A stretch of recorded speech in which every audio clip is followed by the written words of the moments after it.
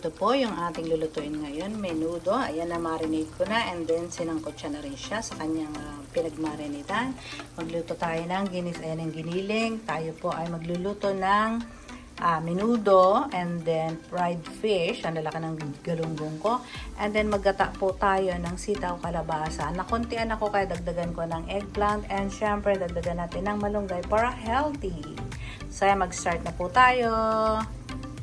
See you later! Morning! Eto na naman si Mamita G. Sana hindi kayo nagsasawa sa panonood ko sa akin. So, ayun. Eto na naman po ang ating menu for today. Naka-ready na po siya lahat. Sabi ko nga sa inyo, bago ako humarap sa inyo, gusto ko ready na siya. Para chika-chika na lang tayo, diba? Again, sisimulan ko na ang aking menu for today. Tatlo po yan. Menudo, fried fish or fried galunggong na malalaki, diba? And then, ginataang sitaw kalabasa. And sabi ko nga kanina, nakontian ako. Ayan. So, dagdagan natin ng eggplant. Para mas healthy, lagyan natin ng malunggay. So, ayan, na-marinate ko na po yung menudo. And then, sa pinag-marinatean ko na, sinangkot siya ko na rin po siya. So, malambot na po ito mga madam. Ilalagay ko na lang yung mga ingredients. Diba? So, ayan, start na tayo. Again, yung binarinate ko siya sa kalamansi, patis, toyo, paminta, bawang, sibuyas, at laurel leaves. So, doon ko siya binarinate ng 20 minutes and then doon ko na rin siya niluto ng low pan. So, ito na, malambot na po siya mga madam. Promise yan. Siguro mga 30 minutes po ito, malambot na siya. Siyempre po pala may liver ito, mga madam. Yung iba, last na nilalagay ang liver. Pero ako po, nilalagay ko na siya para lang malasa na po siya. So, malambot na siya. Talagang malambot na.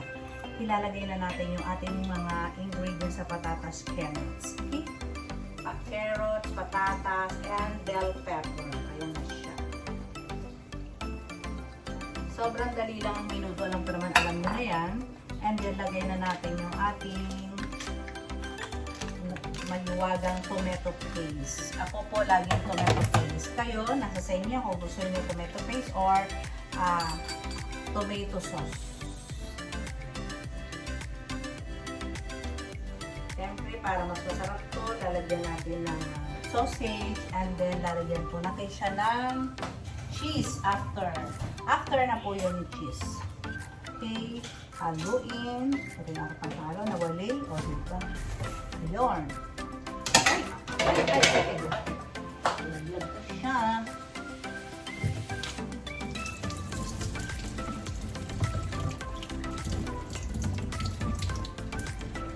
Haluin. Ito po, kung kayo hindi nagtitinda, okay na to. Huwag nyo nagdagdagan ng sabaw. Doon mismo sa atas niya, okay na po yan. Ang lagay nyo na lang dito ay cheese na lang. Or green peas. O kaya lagyan nyo siya ng tawag dito, yung raisin. Lagyan siya ng raisin, diba? Pag sa bahay, or occasion, diba? Ako po kasi, ang luto ko po ay luto paninsa.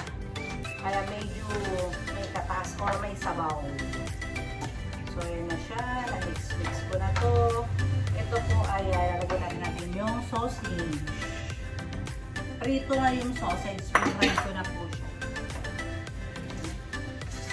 So, isang kulo, lalagyan ko siya ng water. Ayan. Lagyan natin siya ng water. And then, dito naman po tayo sa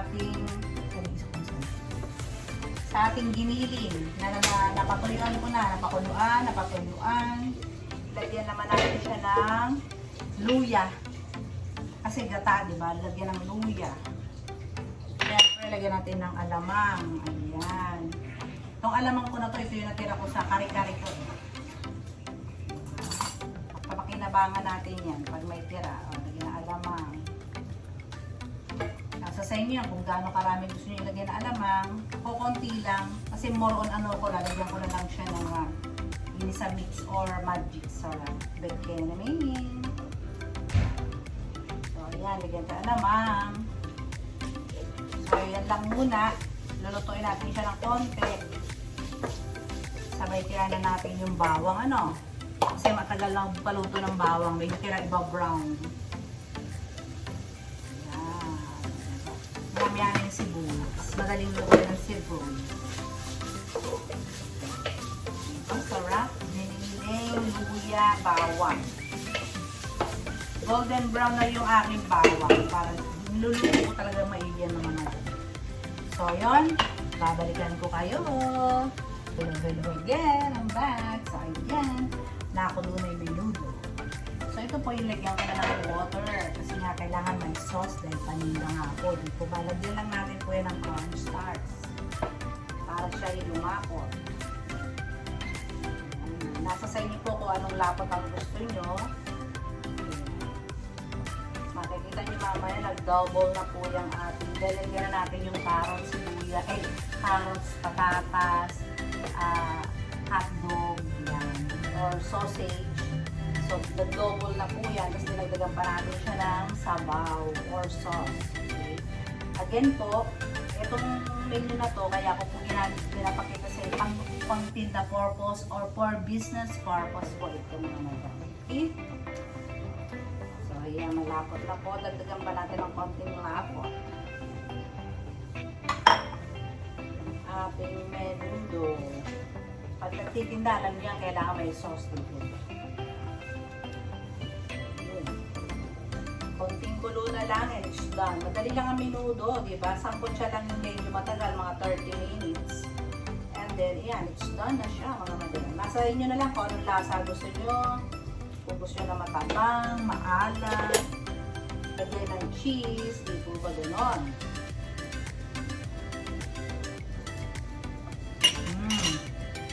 Natatabangan ako magamit ako ng patis. At syempre, huwag kakalimutan ng asin kasi pang ano to, enhance ng lasa. Sabi nga para ano, yung lasa niya ay, at saka sugar, lagyan ng sugar. Diba ang menudo, dapat maganis-namis, libo ba, ayan.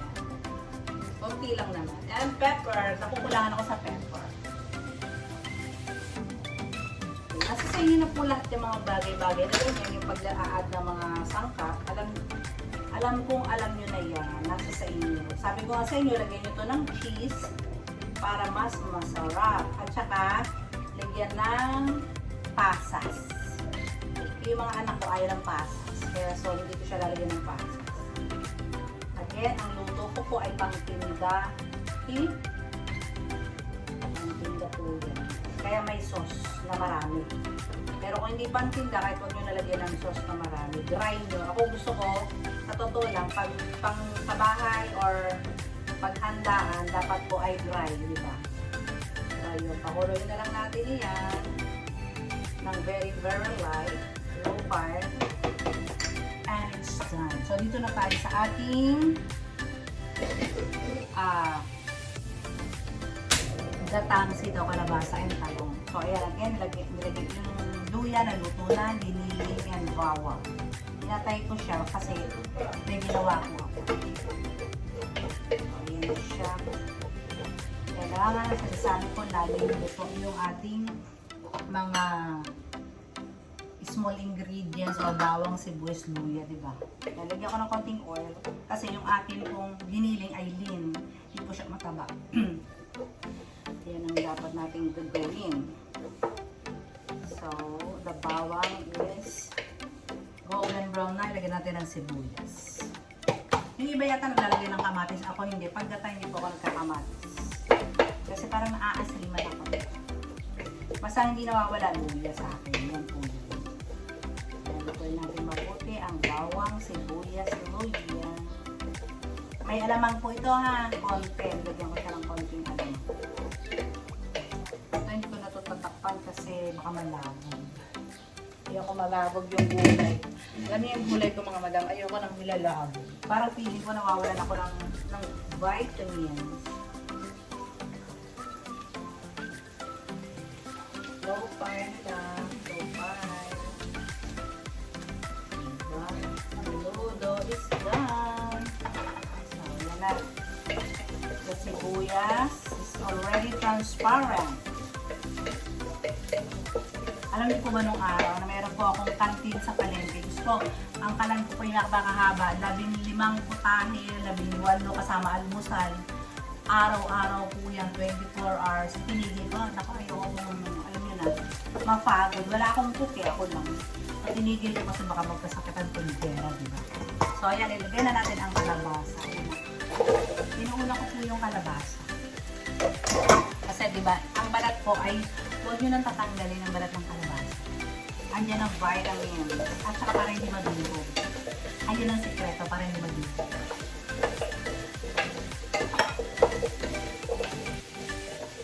Nakikita nyo, hindi ako nagsasabaw. Diba mga ganyan. No, sabaw-sabaw. So, a little patis. Patis. Patis is life. Patis is life. Mamaya ako nalalagyan ng asin pag complete na siya. So, takpan natin siya. And, I'll be right back. I'm back. So, ayan. Ang ating menudo is done. Masaya, madali lang kami doon. Masana-sangkot na ng maaga. Dito tayo sa ating kalabasa. Ayan, nilito na yung kalabasa. Lagyan natin ng sitaw. At saka ang talong. Naku, maingay yung anak ko. May kausap. Diba? Sandali lang. May kausap. Lalagyan na natin yung gata after. Ang ingay niya dito.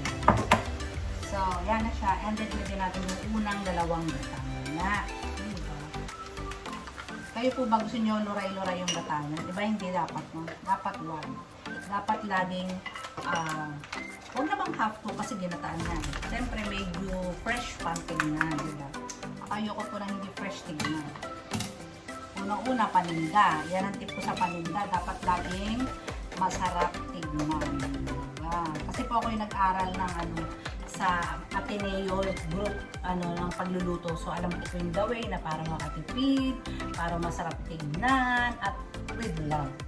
Diba? Yan po yung ating tip dyan. Lagyan ko lang ng tubig po itong ating gata. Kokomama gata, baka naman kokomama. Kokomama gata.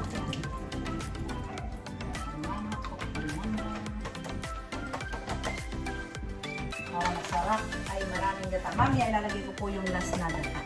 Pagka yung na siya, kumulo na ng, naluto na ng maganda yung texture.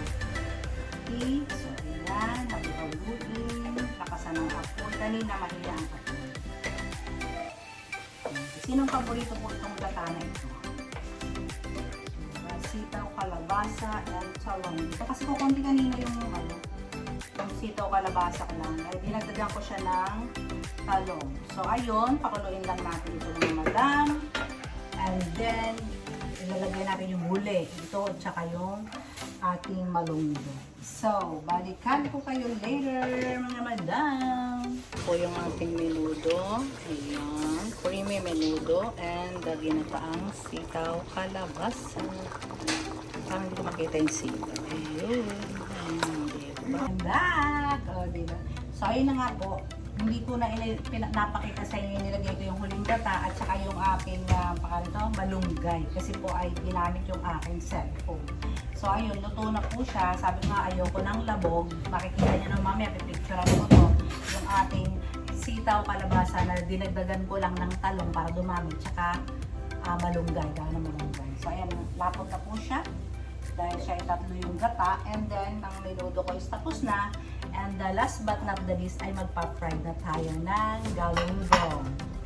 So kayo mga madam, alam ko naman, alam nyo na ang pagpa-fry ng galunggong, so hindi ko na po ipapakita. Basta mamaya po makikita nyo lahat ang aking nalutong mga menu for today. So again, it's bye-bye time. Happy weekend mga madam. Thank you very much. Mabuhay tayong lahat and stay healthy always. God bless us all. Bye-bye. Taob na ang aming ulam. Thank you. Bus na.